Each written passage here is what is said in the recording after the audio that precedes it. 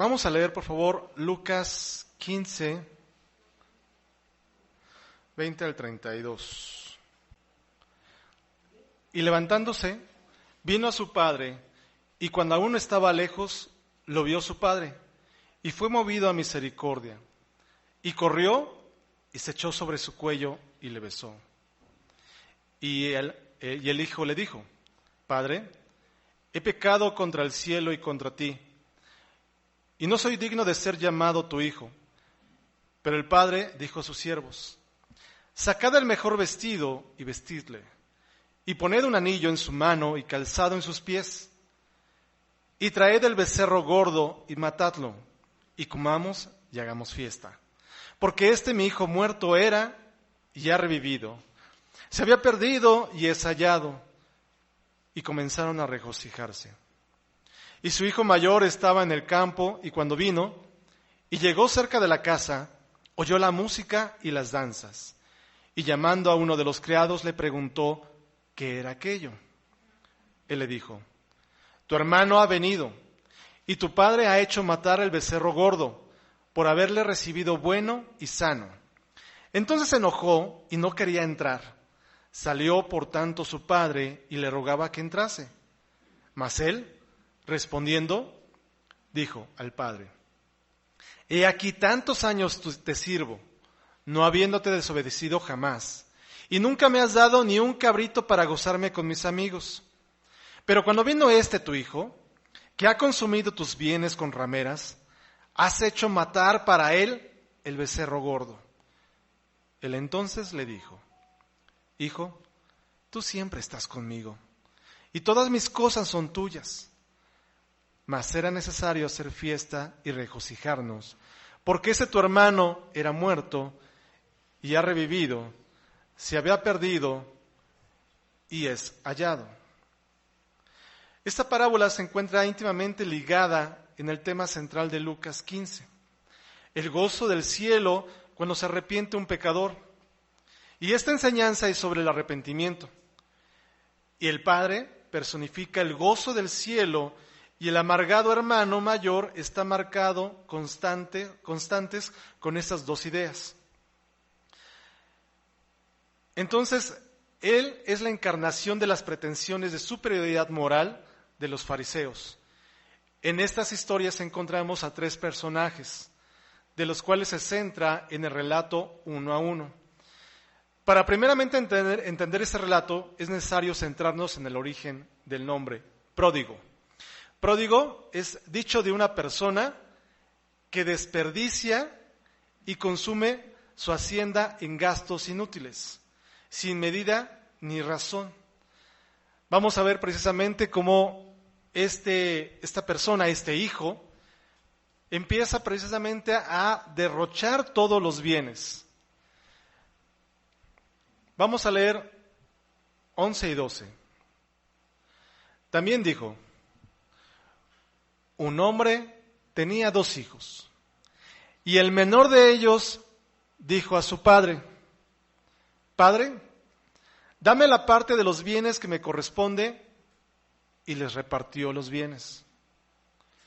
No muchos días después, juntándolo todo el hijo menor, se fue lejos a una provincia apartada, y allí desperdició sus bienes viviendo perdidamente.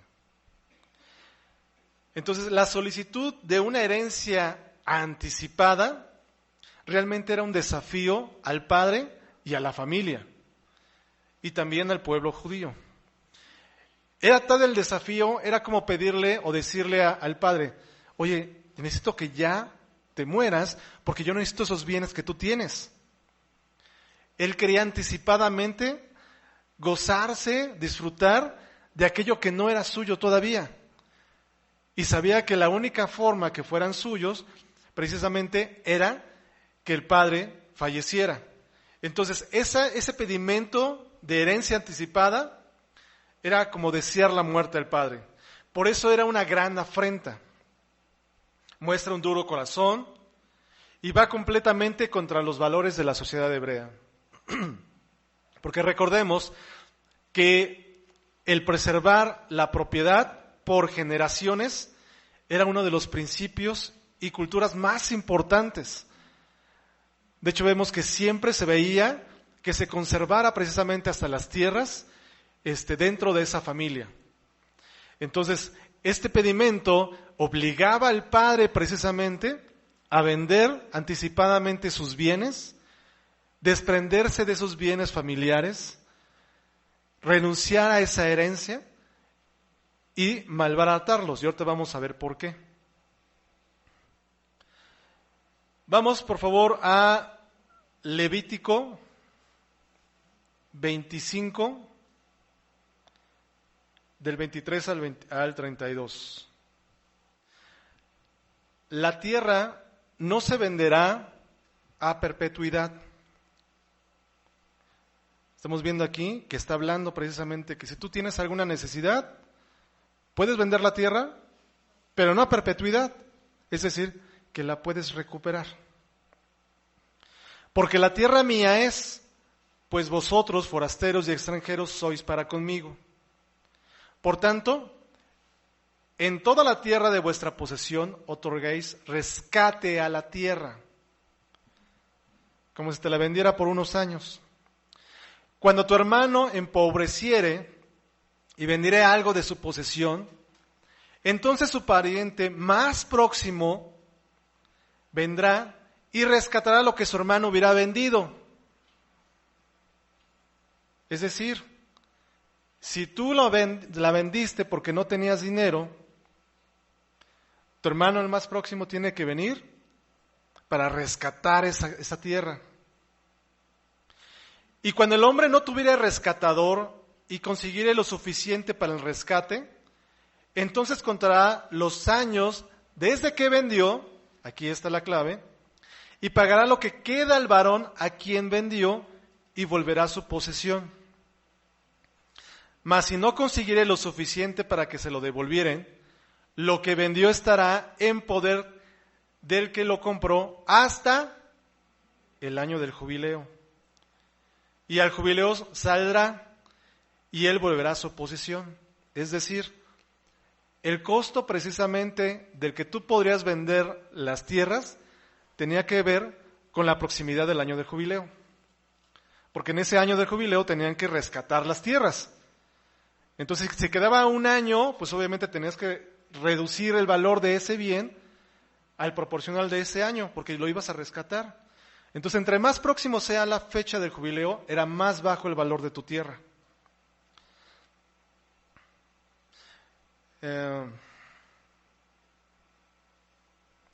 El varón que vendiere casa de habitación en ciudad amurallada tendrá facultad de redimirla hasta el término de un año desde la venta. Un año será el término de poderse redimir, esto en la ciudad amurallada. Y si no fuera rescatada dentro de un año entero, la casa que estuviera en la ciudad amurallada quedará para siempre en poder de aquel que la compró y para sus descendientes, y no saldrá en jubileo. Mas las casas que las aldeas que no tienen muro alrededor serán estimadas como los terrenos del campo. Podrán ser rescatadas y saldrán en el jubileo. Pero en cuanto a las ciudades de los levitas, esos podrán rescatar en cualquier tiempo las casas en las ciudades de su posesión. Entonces se aproximaba el jubileo, vendía la casa más barata. Por eso es que la venta que pudo haber sido de estas tierras fueron seguramente muy baratas. No sabemos qué proximidad tenía, digamos, del jubileo, y por tanto las tierras no se vendieron en el precio justo. Por lo que precisamente el padre tuvo que rematar sus tierras para juntar el dinero y dárselo a su hijo. Entonces, preservar la propiedad por generaciones eran los principios culturales más importantes dentro de la sociedad judía. Y solo en caso extremo se podría excusarse y desprenderse de la misma. El traspaso de la herencia familiar en Israel lo determinaba un principio conocido como ley de primogenitura. Significa que el primer hijo recibía una porción doble del legado familiar. Y solo en raras y extraordinarias ocasiones se daba la doble porción a un hijo menor. Como cuando Isaac se convirtió en el único heredero de Abraham en lugar de Ismael, o cuando Jacob obtuvo de Esaú el derecho de primogenitura. Entonces, tal solicitud que precisamente hizo este hijo menor, de herencia anticipada, era como desear la muerte del padre para poder disfrutar de sus bienes. Vamos a Deuteronomio capítulo 21, versículo 18 al 21. Si alguno tuviera un hijo contumaz y rebelde, que no obedeciera la voz de su padre ni a la voz de su madre, y habiéndole castigado no les obedeciere, entonces lo tomará su padre y su madre y lo sacarán ante los ancianos de su ciudad y a la puerta del lugar donde vivía, y dirán a los ancianos de la ciudad: este nuestro hijo es contumaz y rebelde, y no obedece a nuestra voz, el glotón y borracho. Entonces todos los hombres de su ciudad lo apedrearán y morirá, así quitarán el mal de en medio de ti, y todo Israel oirá y temerá. Entonces, ¿cuál era la actitud que tuvo que haber tomado el padre? Era lo que dice aquí precisamente, exponerlo ante todos y que fuera apedreado. Pero vemos que realmente el padre no hizo eso. El padre tuvo tanto amor precisamente por su hijo que prefirió desprenderse de sus bienes familiares, rematarlos para darle su parte al hijo. Vamos por favor al versículo 13 de Lucas 15. No muchos días después, juntándolo todo el hijo menor, se fue lejos a una provincia apartada y allí desperdició sus bienes viviendo perdidamente. Entonces el fastidio de este hijo hacia su padre era muy grande, tanto que una vez que juntó precisamente todo lo que le había dado el padre, él no se quedó ahí. Él salió de su pueblo para poder disfrutar de su dinero. Y eso refleja precisamente que él no soportaba a su padre, no quería estar con su hermano, no quería estar precisamente con su pueblo. Él deseaba salir de todo esto, ya estaba cansado. Él estaba disfrutando de estar, digamos, con el Padre, estaba disfrutando de estar en el reino. Es como muchas veces nosotros estamos con Dios, estamos con el Padre disfrutando de todo, de sus bendiciones, de su cuidado, de su palabra, de su ánimo a través de nuestros hermanos, y de repente nos aburrimos, nos hartamos, nos llegamos a cansar de que nos estén orientando, de que nos estén exhortando con la palabra, y decidimos juntar todas nuestras cosas e irnos. Y ahí hemos llegado a ver también muchas veces que luego están hermanos con nosotros y de repente se alejan. Es como precisamente lo que estamos viviendo aquí en el Hijo Pródigo. ¿Por qué una persona que está viviendo en la gloria de Dios, que está viviendo bajo la protección de Dios, que está viviendo en todos esos cuidados, experimentando el Espíritu Santo de Dios, decide alejarse? Precisamente por ese enfriamiento de corazón.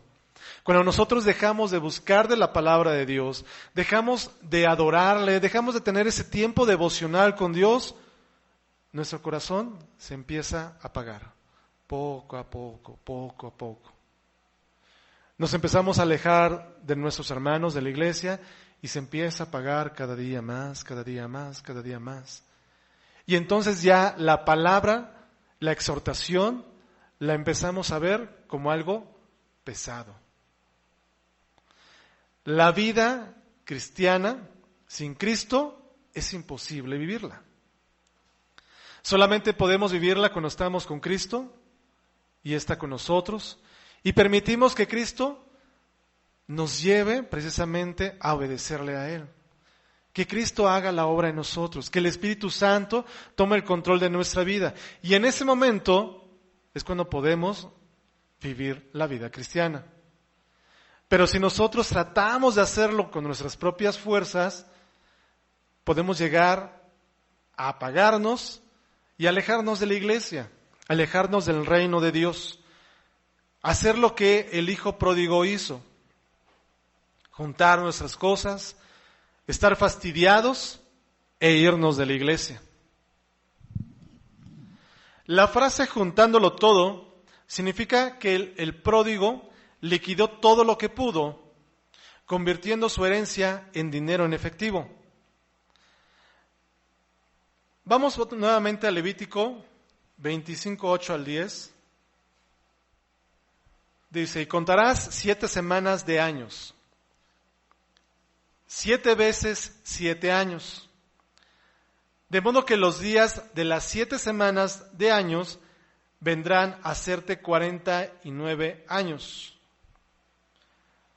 Hasta el 10. Entonces harás tocar fuertemente la trompeta en el mes séptimo, a los 10 días del mes. El día de la expiación haréis tocar la trompeta para toda vuestra tierra.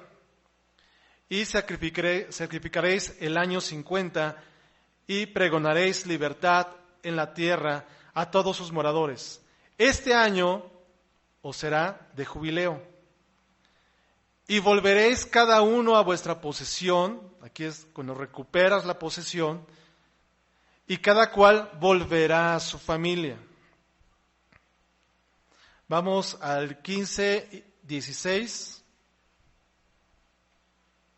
Conforme al número de los años después del jubileo, comprarás a tu prójimo conforme al número de los años de los frutos te venderá él a ti.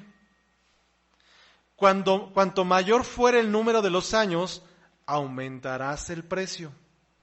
Y cuanto menor fuere el número, disminuirás el precio. Porque según el número de las cosechas, te venderá él. Vamos al 23 y 24.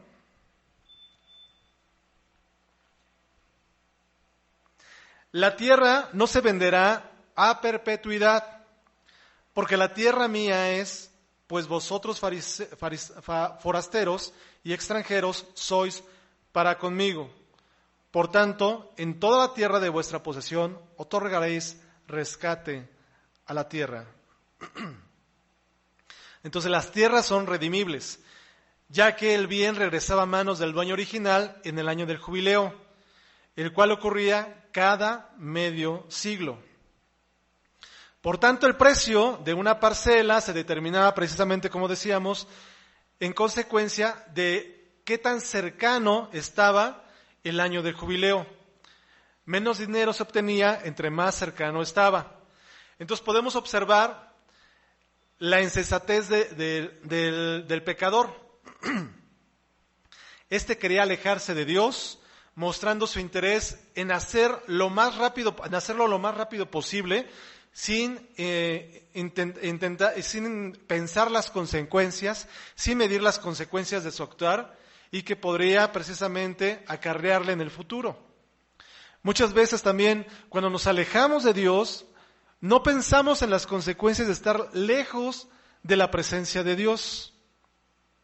No pensamos en las consecuencias de nuestra vida, pero también de la vida de los demás. Porque recordemos que también muchos hermanos pueden ser heridos, muchos hermanos pueden apagar precisamente su llama de pasión por Dios por ver cómo cae un hermano. Y ese es el error que muchas veces cometemos, poner nuestros ojos en la persona, en lugar de poner los ojos en Dios. Si nosotros tenemos puesto los ojos en Jesús, no importa las circunstancias que estén a nuestro alrededor, no importa lo que pase o que lleguemos a ver con nuestros hermanos, nuestra fe va a seguir siempre firme, porque nuestros ojos van a estar puestos ¿en quién? En Jesús. Y Él no nos falla. Pero el hombre es imperfecto. Nosotros somos muchas veces infieles y llegamos a caer. Y por eso es cuando vemos a las personas en lugar de a Jesús, es cuando nuestra fe flaquea. Muchas veces buscamos la iglesia perfecta, pero ¿sabes qué? Nunca la vamos a encontrar. Porque la iglesia está llena de pecadores. Y como la iglesia está llena de pecadores, es una iglesia imperfecta que va caminando en el camino de Jesús hacia la perfección. Entonces todos somos pecadores y por eso todos estamos aquí porque necesitamos de Jesús. ¿O has visto una persona sana ir a un hospital a internarse? Pues no, solamente aquella que necesita precisamente ser sanada va al hospital y se interna. Yo creo que nadie por gusto va al hospital. Pero todos somos pecadores y necesitamos de Cristo. Todos necesitamos buscarle a Él. Todos necesitamos tener esa relación personal. ¿Y por qué es importante la relación personal? Porque es cuando experimentamos precisamente esa presencia de Dios, cómo nos empieza a instruir, cómo nos empieza a llenar, cómo nos empieza a cuidar. Vemos cómo cada uno de nuestros problemas, Dios toma el control absoluto de todo y Dios nos empieza a bendecir y abre camino donde no lo hay. Yo a través de mi vida me he dado cuenta de cómo Dios abre camino donde uno ni siquiera se lo imagina. Y muchas veces te pones a pensar de, ¿cómo estoy aquí? Oye Dios, ¿por qué no me diste aquello que se ve mejor? Pues porque eso puede ser mejor para alguien más, pero para uno no. Dios trata con nosotros de una forma particular. Y no te puedes conformar por solamente buscarle en grupo, es decir, en el grupo de oración, en alguna lección, los domingos en la iglesia. Tenemos que tener nuestra relación personal con Dios. Es muy importante esa relación personal. Pasar un tiempo que digas, voy a tomar media hora, una hora, o a lo mejor 10, 20 minutos en los cuales voy a encerrarme y voy a empezar a buscar de Dios. Y buscar de Dios no significa, Dios, dame. ¿Por qué no pasar ese tiempo con Dios dándole? ¿Y qué le vamos a dar? Alabanza. Vamos a empezar a exaltarle. Esos momentos en que solamente decimos, Dios, es que tú me has dado tanto.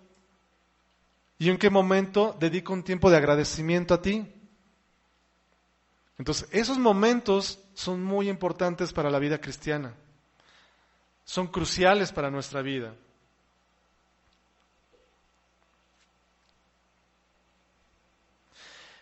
Entonces, la deshonra que hizo precisamente el hijo pródigo era enorme. Porque vimos que primeramente hizo que su padre se desprendiera de los bienes familiares, los cuales no tenía que hacer. Se apartó de las creencias de la familia, se apartó de Dios y todavía lo deshonra más al momento que él pide la herencia y se va en pos con los gentiles. O sea, vemos que fue una falta, tras falta, tras falta, tras falta, tras falta, tras falta. O sea, no se cansaba de deshonrar a su padre. Y su padre, en lugar de exponerlo, de llevarlo a las afueras de la ciudad y apedrearlo, no hizo nada. Vamos a leer el versículo 30 de Lucas 15. Pero cuando vino tu hijo, que ha consumido tus bienes con rameras, o sea, no solamente se alejó del pueblo, sino que se desbordó en pecado. Dice que ha consumido tus bienes con rameras, has hecho matar para él el becerro gordo. Entonces, el pecado en que se encontraba el hijo pródigo era enorme. todavía que deshonró a su padre, una vez que se alejó, estaba haciendo lo peor y derrochando todo ese trabajo, toda la bendición que Dios había dado a esa familia. Es como hacerla menos. Esta bendición que recibió mi familia, la hago menos y la desecho. Vamos a Romanos 6:23. Porque la paga del pecado es muerte, mas la dádiva de Dios es vida eterna en Cristo Jesús, Señor nuestro. Entonces, una vez más vemos cómo la paga que tenía que tener este hijo pródigo era simplemente la muerte. Vamos al versículo 14 de Lucas 15. Y cuando todo lo hubo malgastado, vino una gran hambre en aquella provincia y comenzó a faltarle. En el momento en que el hijo pródigo le empezó a faltar dinero, sobrevino una hambruna, que es una escasez generalizada de alimentos. Y los judíos la conocían muy bien. Vamos a ver Génesis 12:10. Hubo entonces hambre en la tierra y descendió Abraham a Egipto para morar allá, porque era grande el hambre en la tierra. Vamos ahora a Génesis 26:1.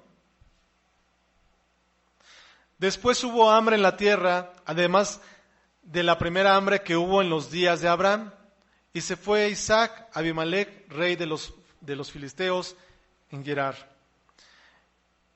Vamos ahora a Génesis 41:54. Dice, y comenzaron a venir los 7 años del hambre, como José había dicho, y hubo hambre en todos los países, mas en toda la tierra de Egipto había pan. Entonces vemos cómo Abraham conoció esa hambruna, Isaac también fue llevado precisamente a Egipto, y la famosa hambre de 7 años que José predijo. Entonces el pueblo judío conocía perfectamente lo que es el tiempo de hambruna. Y este tiempo de hambruna regresó nuevamente. Vamos a ir nuevamente a Lucas 15, pero vamos al versículo 15. Lucas 15:15 dice, y fue y se arrimó a uno de los ciudadanos de aquella tierra, el cual le envió a su hacienda para que apacentase a cerdos. Entonces vemos primeramente el hijo pródigo llega a esa ciudad apartada de los hebreos, despilfarra su dinero en pecado, en lo más bajo que pudiera caer, renegando precisamente de Dios, de todas las enseñanzas, de toda la bendición. Toda esa bendición que Dios había dado a su familia, la utilizó para el pecado. Se agota el dinero, viene la hambruna, y dice él que empieza a buscar ahora ayuda. Y como ya no tenía dinero, todas esas personas, lo clásico, ¿no? Cuando alguien tiene dinero y empieza a gastarlo de esa forma, pues muchas personas se acercan a él. Pero en el momento que ya no tiene dinero, se queda solo. Y en esa soledad pide ayuda, y el trabajo que, digamos, consigue, o la forma de sobrevivir que consigue es cuidar cerdos. Recordemos lo que representan los cerdos para el pueblo hebreo. ¿Eran qué? Era un animal inmundo. Es un animal inmundo. Y entonces el que un judío, un hebreo, conviviera con cerdos, era caer a lo más bajo. Y todavía servirle a los cerdos. O sea, esta persona había caído en lo más bajo que podría caer. Entonces los judíos no podían ni siquiera alimentar animales impuros. Además, para este tipo de trabajos no se necesitaba ninguna habilidad. Por tanto, para este oficio se encomendaba a personas con deficiencia mental. Es decir, normalmente el alimentar ese tipo de animales se lo encargaban al más bajo de todos los siervos, inclusive a los esclavos, al más inútil, digámoslo así, al que menos podía hacer la tarea más simple, alimentar a los animales, alimentar a los cerdos. Y esa tarea fue encomendada precisamente a este hijo pródigo. Entonces, para este oficio se encomendaba precisamente este tipo de personas y desprovisto de toda capacidad social. Recordemos que el endemoniado vivía en un lugar en donde se apacentaban cerdos. Vamos a Marcos 5:11. Estaba allí cerca del monte un gran hato de cerdos paciendo, y le rogaron todos los demonios diciendo: envíanos a los cerdos para que entremos en ellos. Y luego Jesús les dio permiso, y saliendo aquellos espíritus inmundos, entraron en los cerdos, los cuales eran como 2,000. Vamos a regresar a Lucas 15. Entonces, el convivir precisamente con los cerdos era lo más bajo que podía una persona caer, y sobre todo muchísimo más para un hebreo. Vamos al versículo 16. Entonces, una vez que él estaba apacentando los cerdos, dice que él deseaba llenar su vientre de las algarrobas que comían los cerdos, pero nadie le daba. Las algarrobas son como semillitas, de hecho demasiado duras. Y con esto alimentaban precisamente a los cerdos, que estos sí los podían masticar y morder. Pero imagínense una persona que que intente alimentarse de este tipo como de semillas. Pues te lastima los dientes, puedes comerlo y cómo te caerá el estómago. O sea, él deseaba alimentarse de la comida de los cerdos. Entonces cuando uno piensa, dice, no, o sea, ya no puede caer más bajo esta persona. Pues sí lo estaba haciendo. Después de tener riquezas con su padre, de disfrutar todo, de disfrutar también de los cuidados del padre, toma lo que no le pertenecía, despilfarra los bienes, los malbarata, se aleja del pueblo hebreo, empieza a gastar su dinero, porque era de mucho, era rico en ese momento, lo empieza a malgastar en todo lo que tiene que ver con el pecado. Ahora se encuentra no solamente cuidando cerdos, sino comiendo del alimento de los cerdos. Muchas veces como que hemos escuchado la parábola del hijo pródigo, como que no entendemos la magnitud de realmente lo que pasó.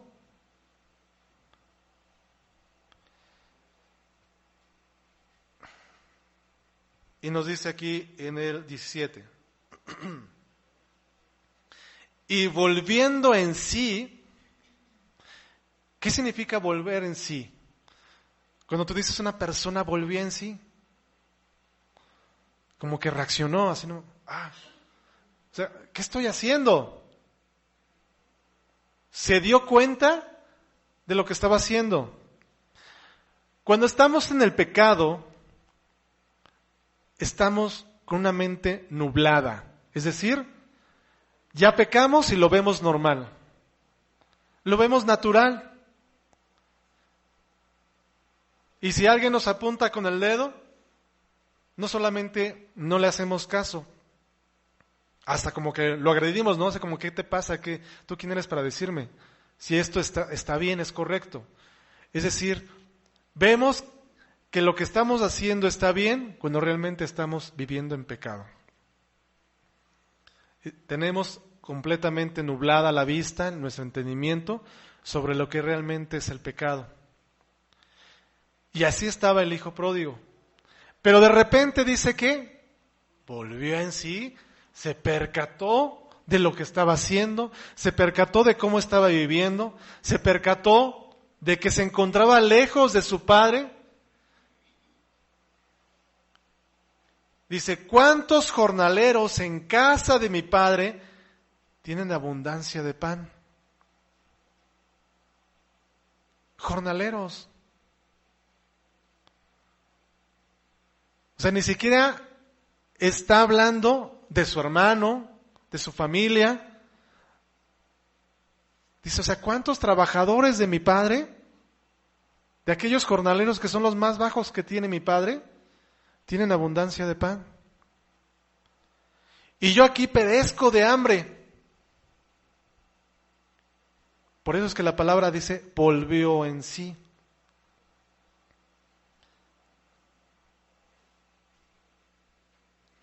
Entonces, mientras el hijo pródigo veía a los cerdos alimentarse de las algarrobas, él de todo corazón ansiaba llenar su propio estómago con eso. Sin embargo, precisamente, volvió en sí y se dio cuenta de su realidad. Vamos al versículo 18.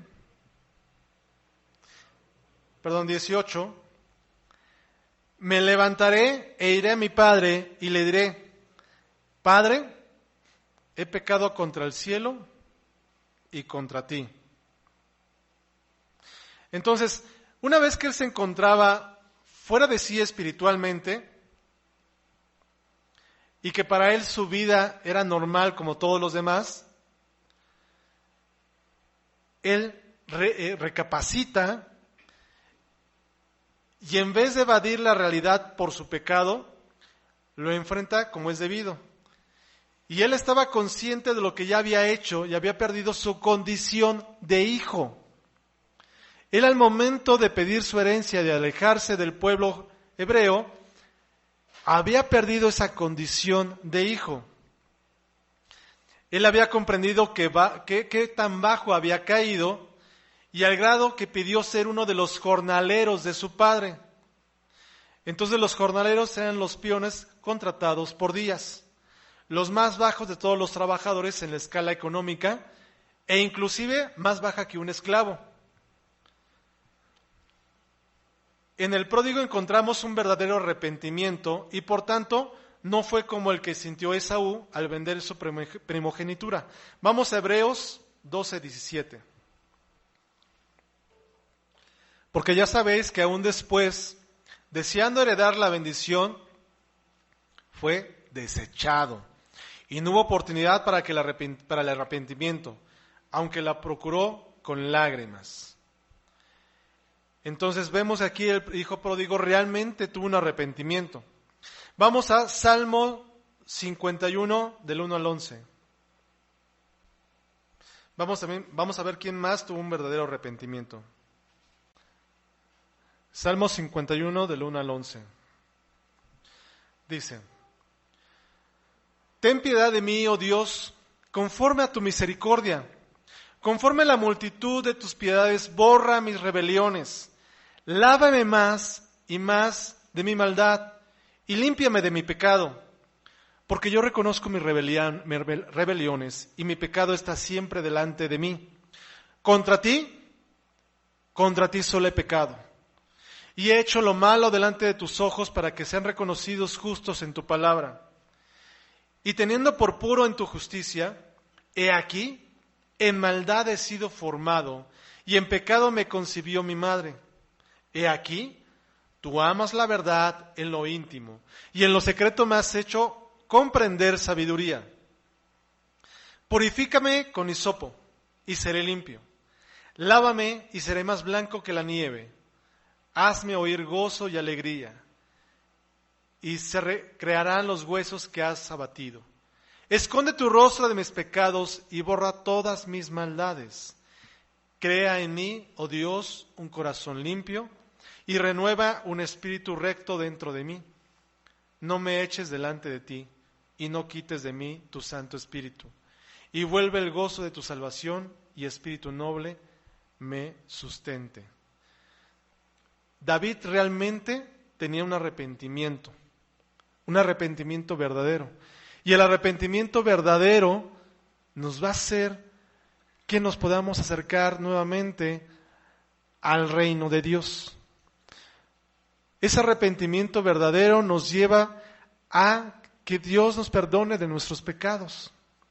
Y el arrepentimiento verdadero implica no volver a hacer lo que estábamos haciendo antes. Como el hijo pródigo, ¿no? Volver en sí. Darte cuenta de lo que mal que estás haciendo y no volverlo a hacer. Vamos a regresar por favor a Lucas 15. Vamos a ir al versículo 20. Entonces, vamos al 19. Entonces dice que ya no soy digno de ser llamado tu hijo, hazme como a uno de tus jornaleros. Y el 20 dice, y levantándose, vino a su padre, y cuando aún estaba lejos, lo vio su padre. Y fue movido a misericordia, y corrió, y se echó sobre su cuello, y le besó. Vamos al 21. Y el hijo le dijo, Padre, he pecado contra el cielo y contra ti, y ya no soy digno de ser llamado tu hijo. Entonces, vemos que el padre lo ve a lo lejos, y en lugar de estar lleno de coraje por la deshonra que le hizo, lleno de coraje porque despilfarró sus bienes, lleno de coraje porque estuvo en pecado, dice que se movió a misericordia y lo que hizo fue correr hacia él.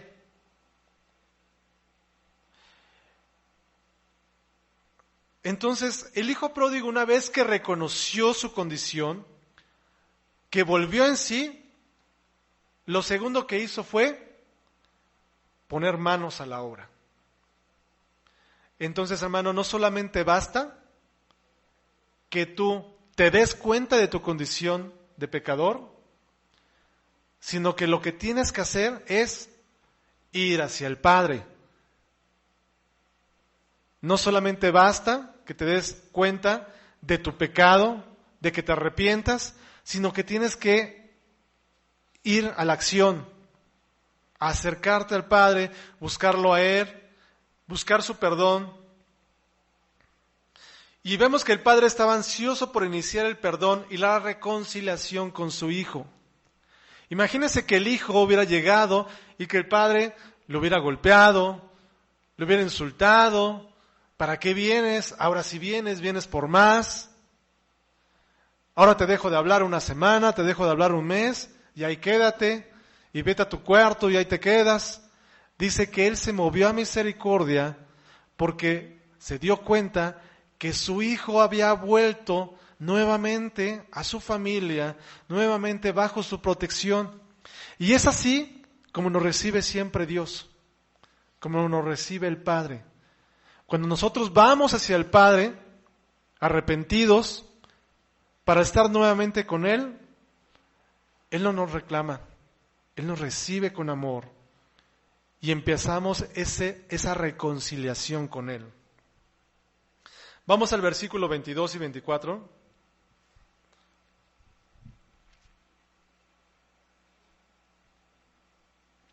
Pero el padre dijo a sus siervos, sacad el mejor vestido y vestirle, y poner un anillo en su mano y calzado en sus pies.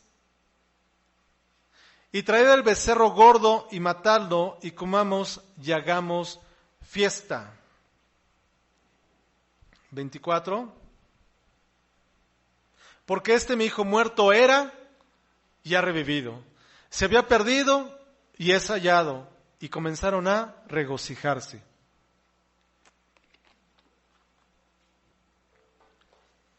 Y esto es una vez más de lo que es la gracia y la misericordia. Vemos que cuando nos acercamos a Dios, lo que encontramos es que la misericordia. La misericordia, a través de ella, nos perdona nuestro pecado. Y no solamente nos perdona nuestro pecado, sino que todavía nos da vida eterna. Esa es la gracia. Siempre les pongo este ejemplo. Un conductor va a toda velocidad, se pasa varios saltos y de repente sale una patrulla lo alcanza y lo detiene. ¿Tú qué esperas que pase? Que lo multe. Pues lo detiene y le empieza a hacer ver que iba a exceso de velocidad y que se pasó varios saltos. Y el conductor empieza a pedirle perdón, que reconoce precisamente que se pasó los saltos y le pide perdón al policía. Esta persona, el conductor, ¿qué merece? Ser multado. ¿Qué no merece? El perdón. ¿No? Pero por misericordia, el policía agarra la multa y la rompe, lo perdona. Y todavía saca un regalito y se lo da. Y le dice, vaya con bien. Ninguna de esas se merecía. Cuando llegamos a Cristo, alcanzamos el perdón de pecados a través de su misericordia. Pero todavía Dios no se conforma con perdonarnos el pecado, sino que nos regala la vida eterna. Ahí está su gracia. La gracia de Dios se muestra a través de la vida eterna que tenemos. Nosotros merecíamos el pecado, no vida eterna. Merecíamos la muerte, no la vida eterna. Entonces, aquí vemos cómo el Padre recibe a su Hijo, lo abraza, perdona a su Hijo, y hasta ahí hubieran quedado las cosas. ¿Pero qué hace? Todavía hace una fiesta y celebra que su Hijo volvió. Muestra la misericordia y la gracia del Padre para con nosotros. Vamos a leer versículo 25 al 30. Y su hijo mayor estaba en el campo, y cuando vino y llegó cerca de la casa, oyó la música y las danzas, y llamando a uno de los criados le preguntó, ¿qué era aquello? Él le dijo, tu hermano ha venido, y tu padre ha hecho matar al becerro gordo por haberle recibido bueno y sano. Entonces se enojó y no quería entrar. Salió por tanto su padre y le rogaba que entrase. Mas él, respondiendo, dijo el padre, he aquí tantos años te sirvo, no habiéndote desobedecido jamás. Nunca me has dado ni un cabrito para gozarme con mis amigos. Pero cuando vino tu hijo, que ha consumido tus bienes con rameras, has hecho matar para él el becerro gordo. Entonces el hijo pródigo representa el hipócrita religioso. Él se encontraba alimentando un odio silencioso hacia su padre y hermano. Perdón, el hijo pródigo no, el hermano del hijo pródigo. Representa precisamente a lo religioso. Y él se estaba alimentando ese rencor hacia su padre y hacia su hermano. Vemos también cómo la familia tenía pleno conocimiento de cómo estaba pasando el hijo pródigo su vida. Ellos sabían qué estaba haciendo. Ellos sabían su condición. Y algo que llama la atención del hijo mayor es que él no fue enterado de su llegada de su hermano y ni siquiera para los preparativos ni el fuerte ruido le llamó la atención, lo que indica que no tenía una mejor relación con su padre de la que tenía su hermano. Es decir, el hermano mayor, aunque estaba con el padre, no tenía una buena relación. Por eso es que éste reaccionó de esa forma. En lugar de gozarse con su padre que su hermano regresó, él estaba lleno de coraje y envidia. Al no darse cuenta de todos los preparativos que estaban haciendo para la fiesta, imagínense una fiesta de este tipo, yo creo que era demasiado ruido, demasiado escándalo, demasiado movimiento, pero él no estaba ahí.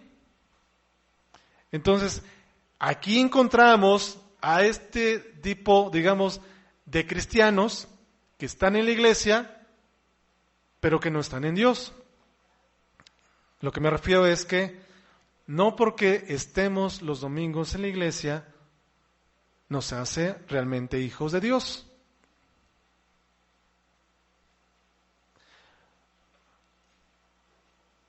No porque nosotros estemos congregándonos, quiere decir que tenemos una buena relación con Dios. La relación con Dios, como decíamos, es particular. Es una relación íntima. No porque la familia esté viniendo a la iglesia, quiere decir que los hijos también sean hijos de Dios. Porque la salvación es individual, es particular. La salvación no se da por herencia, por estirpe. Entonces vemos aquí al hijo mayor, que aunque estaba con el padre, pues realmente estaba ahí por conveniencia, pero no porque realmente amara a su padre, ni mucho menos a su hermano. Entonces el hermano mayor estaba demostrando por sus acciones que no tenía amor por el padre, que no le interesaba el amor del padre por su hermano menor y que no deseaba participar en la alegría del padre, porque vemos que él decía, yo no voy a salir a celebrar que mi hermano regresó. ¿Por qué tengo que celebrar? Vamos al versículo 31 y 32.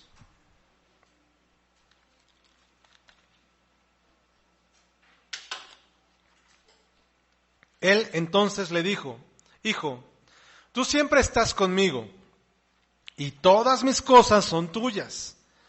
Mas era necesario hacer fiesta y regocijarnos porque ese tu hermano era muerto y ha revivido, se había perdido y es hallado.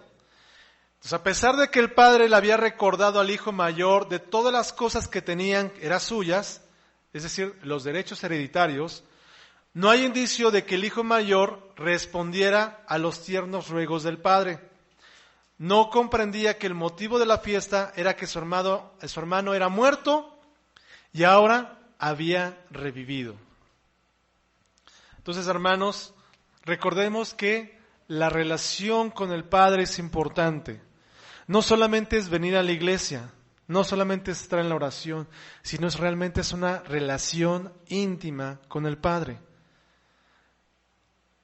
El ser cristiano es ser seguidor de Cristo.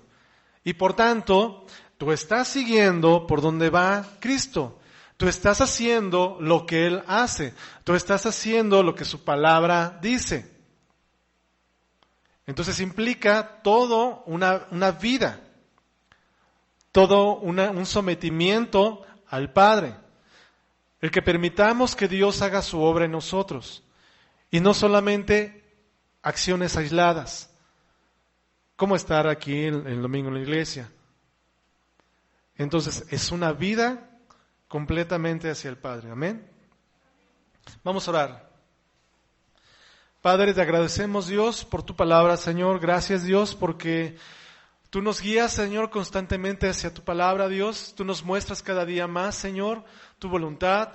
Tú nos muestras, Dios, que tú siempre estás ahí, Señor, esperando, Señor, que nos acerquemos, que te busquemos, Dios. Gracias, Dios, por recibirnos siempre, Señor, con alegría, con gozo, Dios. Gracias porque constantemente, Señor, tú estás renovando, Señor, nuestra relación contigo. Gracias, Dios, por ese gozo, Señor, que tú tienes cuando cada vez que nos acercamos a ti a buscarte, Padre. Te pedimos en el nombre de Jesús, Señor, que tú avives también, Señor, el amor por ti, que tú avives, Señor, nuestro corazón por pasión por ti, Dios. Que seamos, Señor, hombres y mujeres, Señor, apasionados por ti, Dios. Que te cantemos, Señor, con alegría, Señor, con agradecimiento de corazón por todo lo que tú nos has dado, Señor, por todo lo que tú has hecho en nosotros, Dios. Te lo pedimos en el nombre de Jesús, Señor. Amén.